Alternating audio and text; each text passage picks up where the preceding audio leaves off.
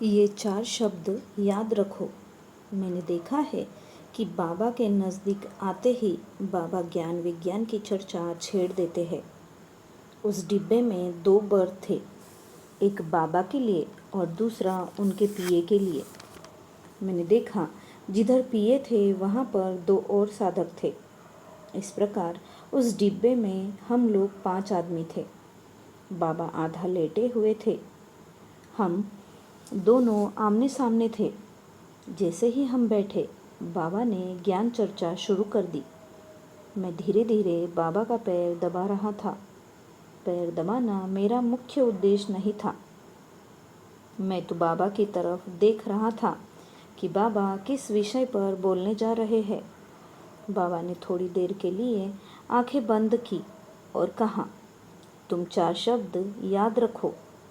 ये 4 संस्कृत के शब्द है, उसको याद रखोगे। बाबा ने कहा, चलती।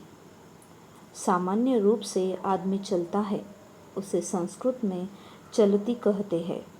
दूसरा शब्द उन्होंने कहा, चरती, जिसका अर्थ है चलते चलते खाना। उसको संस्कृत में चरती कहते हैं। जैसे गाय घास खा रही है, इसीलिए गाय को हम कह सकते हैं गाय घास चरती है और चल भी रही है। बाबा ने मजाक करते हुए कहा, जैसे कोई व्यक्ति पान चबा रहा है और चल रहा है तो हम क्या कहेंगे? वह व्यक्ति पान चर रहा है। बाबा ने आगे कहा कि तुम तो धर्म प्रचारक हो, तुम्हें इसमें बहुत सावधानी से रहना पड़ेगा। चलते चलते खाना ठीक नहीं है। मैं बाबा की बात बहुत ध्यान से सुन रहा था। फिर बोले, व्रजती। व्रजती का मतलब बाबा बोले कि चलते चलते भक्ति प्रकट करना। चलते हुए हम परमात्मा का गुणगान कर रहे हैं, कोई कीर्तन कर रहे हैं, चल रहे हैं। इससे हमारे मन में एक भक्ति पैदा हो रही है। इसको हम बोलेंगे व्रजती। चौथा शब्द है अटती। बाबा ने कहा, अटती, जिसका अर्थ है देखते हुए चलना। जो अच्छी तरह अटती करता है वे है पर्यटक। एजुकेशनल टूर का तात्पर्य है पर्यटन। तुम आज कलकत्ता जा रहे हो, यह है तुम्हारा पर्यटन। तुम वहाँ जाओगे और चलोगे भी, नई नई चीज़ देखोगे भी, सीखोगे भी, और जो व्यावहारिक नॉलेज में है, यह ज्ञान सही ज्ञान है।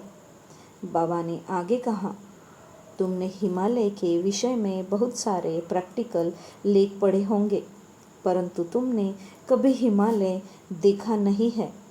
तो वह जो धारणा है हिमालय के बारे में, वह सही नहीं हो सकती। किंतु तुमने देखा नहीं होगा कि कैसे बर्फ़ होती है, कैसे देवदार के लंबे लंबे पेड़ हैं। तुम जब अपनी आँखों से देखोगे तो वह जो ज्ञान होगा वह सही ज्ञान होगा। यह जो पर्यटन का ज्ञान है वह सही ज्ञान है। इतना सुनते सुनते हम मिर्ज़ा चौकी स्टेशन आ गए। मिर्ज़ा चौकी आने के बाद बाबा का टॉपिक बदल गया। उन्होंने कहा कि हम लोग पश्चिम से पूरब की ओर जा रहे हैं। हमारे बाएं हाथ की तरफ एक नदी बह रही है। इस नदी को हम कहते हैं गंगा नदी। किसी भी नदी के 3 भाग होते हैं। उद्गम स्थान होता है।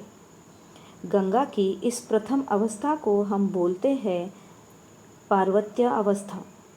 दूसरा है मैदानी भाग, तीसरा है डेल्टा भाग। ये 3 भाग होते हैं।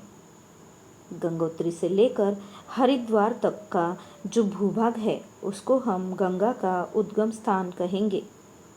यह जो हरिद्वार है इसके 3 नाम है, हरिद्वार, हरद्वार और गंगा द्वार। जो शिव भक्त है उसको बोलते हैं हरद्वार और वैष्णव लोग इसे हरिद्वार बोलते हैं। मैं कहूँगा गंगा द्वार। यह गंगा द्वार तक का जो भाग है उसको हम गंगा का उद्गम स्थान कहेंगे।